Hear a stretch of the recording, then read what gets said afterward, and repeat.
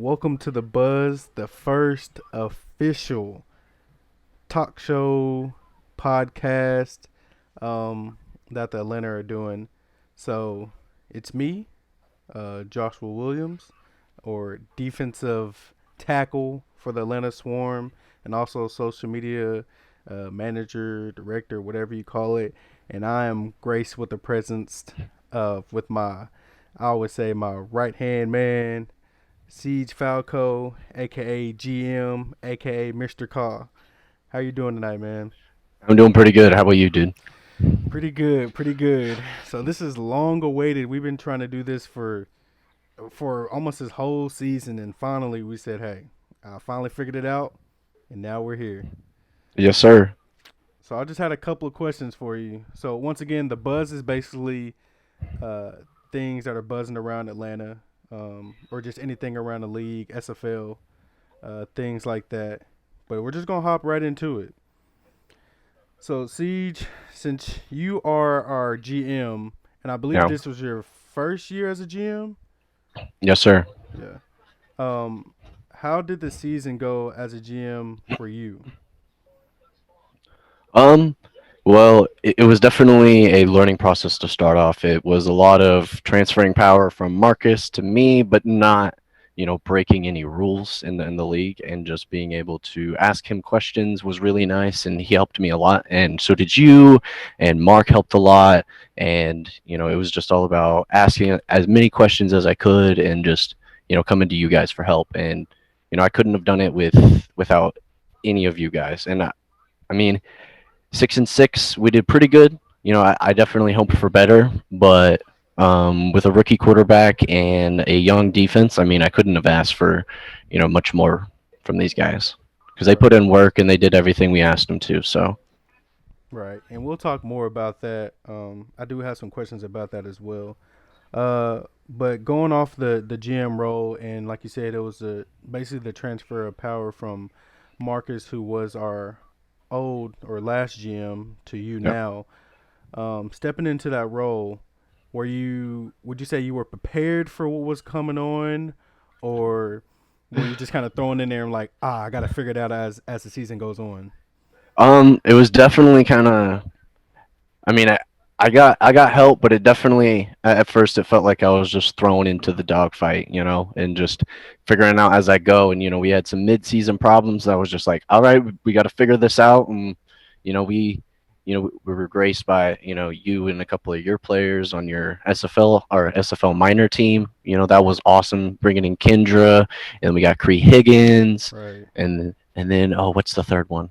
What's his name? Cole Yeah, Finnegan. Cole Yeah, Finnegan. yeah. Yeah, it was crazy. I'll tell you that for sure. But the rookies definitely stepped up and Oh helped yeah. out a lot.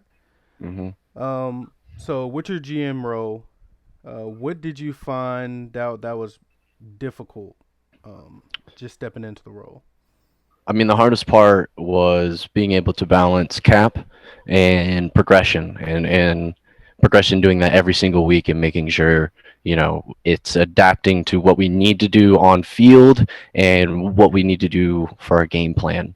And especially when it came to our playoff run, like it was just sitting there for hours trying to figure out the best animations and the best progressions that we can do for these guys' final weeks, because a lot of our rookies were bronze and copper, so we were able to just really lay down that bonus progression.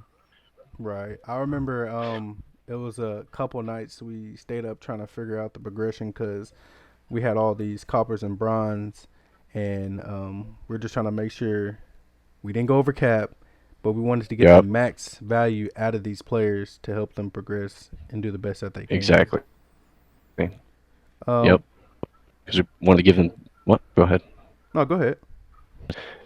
I was just gonna say that we really wanted to milk every single bit of that bonus progression, because I heard, I don't know if it's just a rumor, but I heard that bonus progression is going away this next season.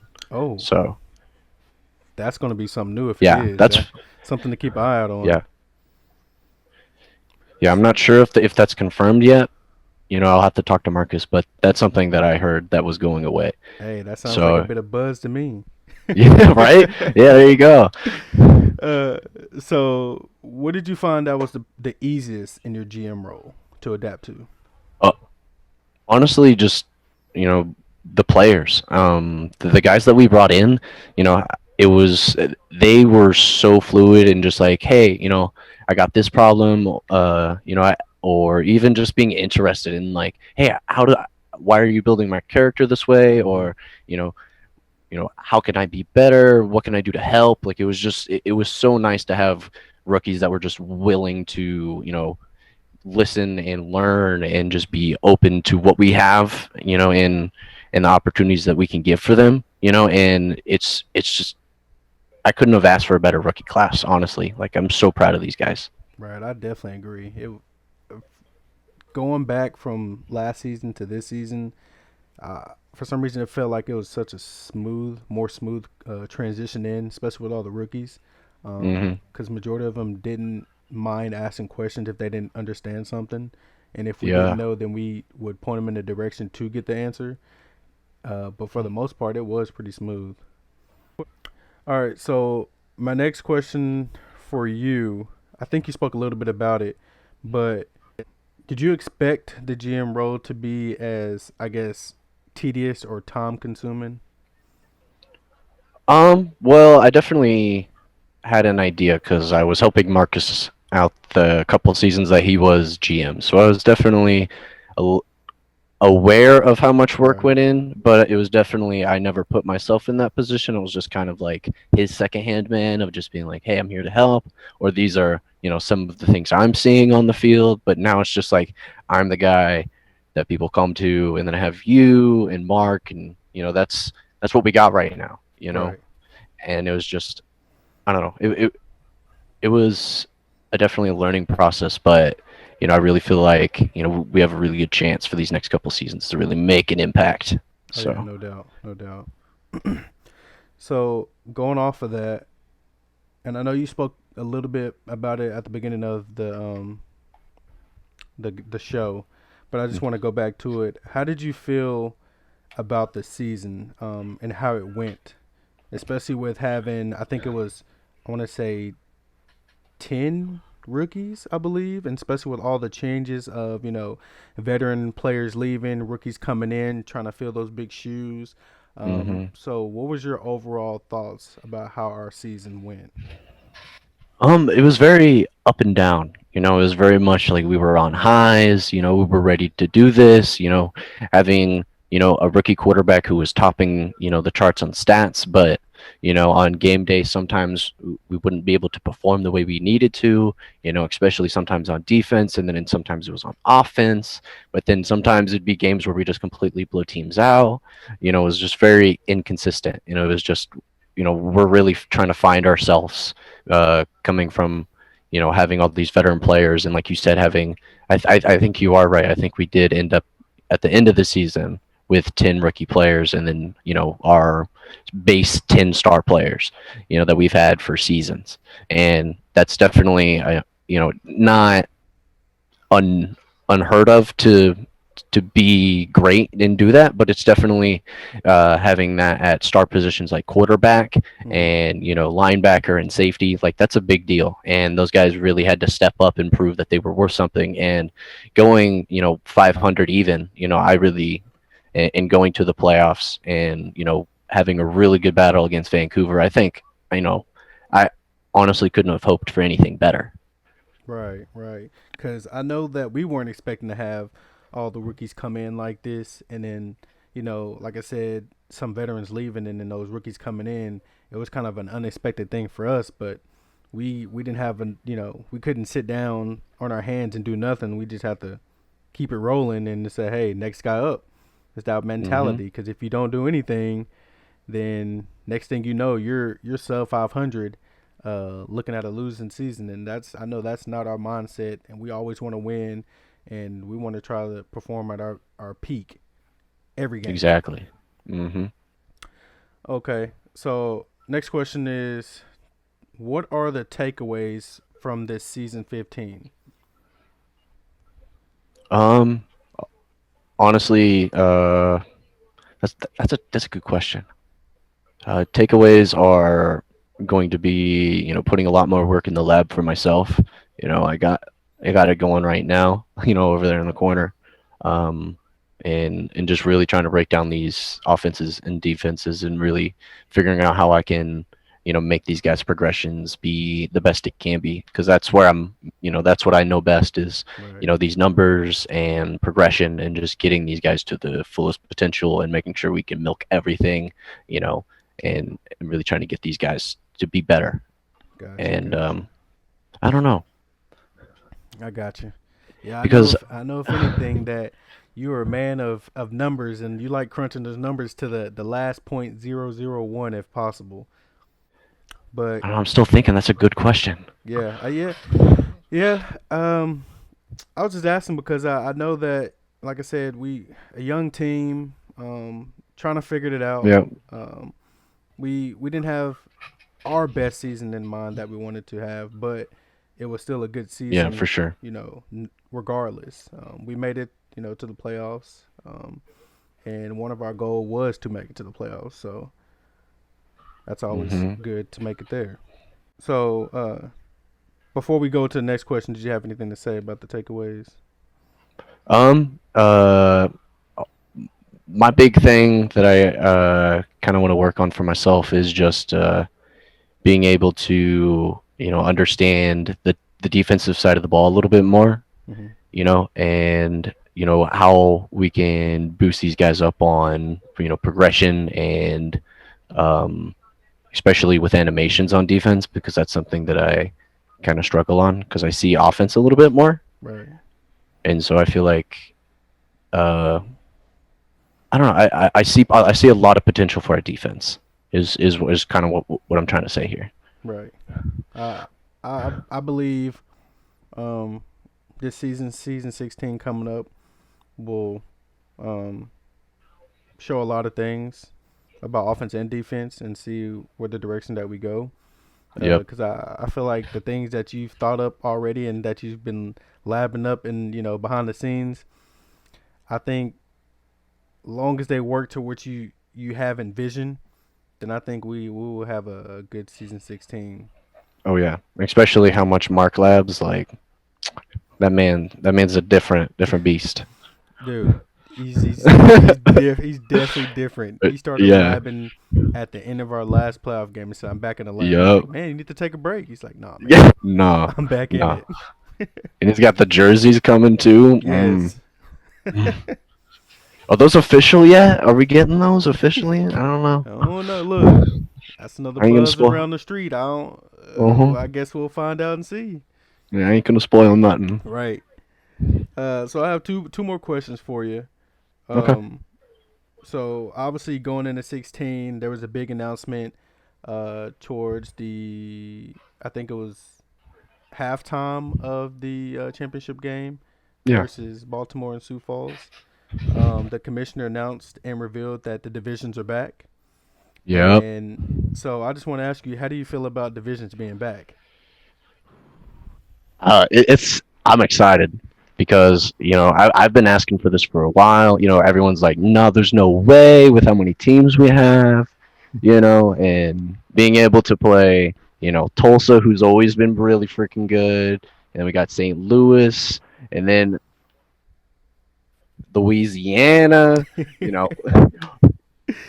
You know, it's going to be a lot less talking and more leaving it on the field now, and I'm so pumped. Chris Henry is pumped. I don't know. We'll see. Yeah, I heard, we're in that East Division, like you said, with Louisiana and St. Louis and Tulsa. And I know when I went back into the locker room, they were going crazy. They're like, "Yeah, I can't wait, man. I can't wait to play this Mm, team, that team." yup. BRV was excited. I think it's gonna bring a lot of excitement to the league, not just to certain divisions, but now to the league as a whole. Because now they're like, "Ooh, they're gonna play them twice this year or this season." Yeah, exactly. It's going to be less of, trying to just pick teams off of, randoms. We're actually going to have like grudge matches of we're going to play these people every single season, or at least for a bit, and unless, we find something else that we like more. But, Mm-hmm. I love this kind of system because it allows a lot more of, you get those, back and forth of teams being like, no, I'm better, Yep. I'm better. You get rivalries, you get people who I don't know. It just makes it more exciting. Right. It definitely builds rivalries, and I think I said it into the locker room. I said, "There's no more running now. You're in this Yeah, division, and you're gonna get this. You're gonna get to play at least one of these teams twice. So enough talking. Let those pads talk for you.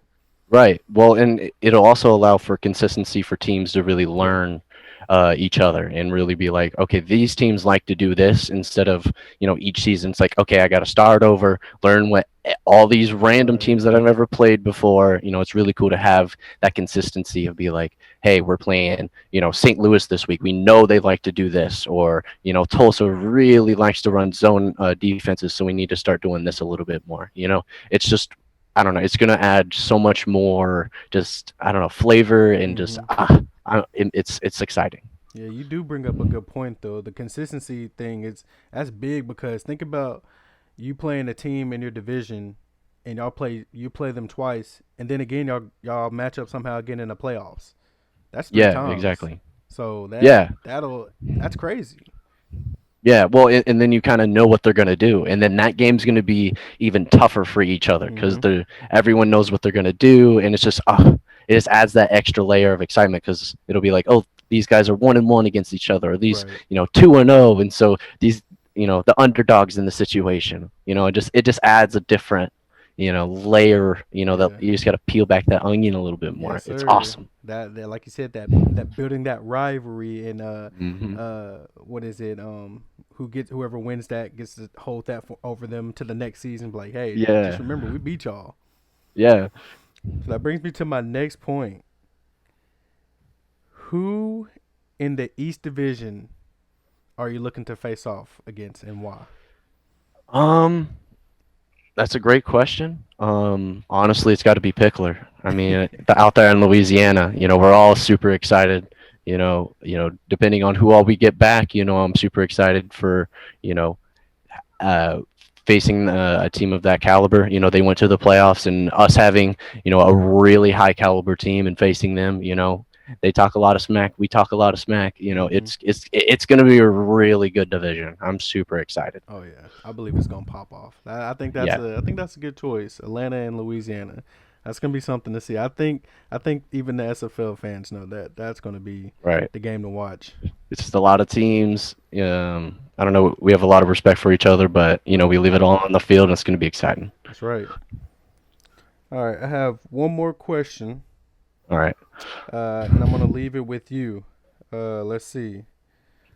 So, if you had to pick a team in the SFL outside of the East, our division now, the East Division, who would it be that you want to see in the playoffs? Like, who would First I want round. for us to face? First round, whatever, just in general in the playoffs. QCC. That one's pretty easy. QCC, Why Queen QCC? City.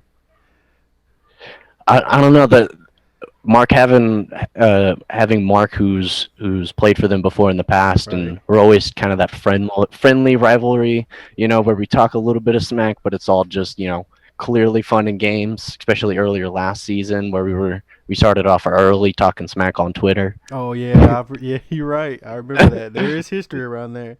I Yeah, forgot all yeah, about that, but yeah, you're right. It started with the Twitter the banter, and then it went into the game. Yeah, yeah. that was dope. So, any last words from you? Any shout outs? Anybody you want to shout out? Um, Teams, players. Shout out to Bryant Dynasty for getting his progression in at midnight every single day or every single progression week, and beating everyone, including myself, many times. Right. Mad respect to that.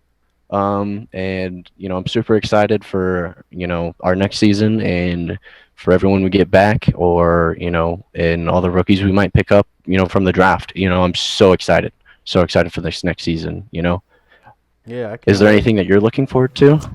Um, I'm excited to see how the divisions run. I just want to see how they play Yeah. out because I know when we first came in, we were in divisions or somewhat conferences, division things like that. So I'm just Right. excited how how it plays out and how to see what teams are going to be at the top. Because last season, all those good teams were at the bottom, and now it's slowly, coming back to all the good teams that were consistent are staying there at the top. So I'm Mhm. just interested to see who's going to end up at the top and who's going to make to the playoffs and whatnot. Yeah, especially with everyone leaving and people coming in and all these, two new teams. Mm-hmm. There's a lot of changes in the SFL happening, especially with free agency. Actually, some free agencies already changing teams and getting different Right. positions. So whenever that free agency opens up, it's gonna be interesting to see where all those either big name players or just those key players go to different teams and see where they end up falling. Yep. Ray Bentley's a free agent. Yeah, hey, hey, I heard a lot of talks. I'm just curious where he's gonna go. Yeah, There's a for lot of big real. names out there. Yeah. But anything else before we go? No, man. I think that's it. That was really fun. This is awesome. All right. Well, thank you again for coming on to the Buzz. And like I said, this is your Buzz, where you get your the buzz from Atlanta or anything around the SFL. And until next time, Yeah, thanks for peace. having me. Thank you.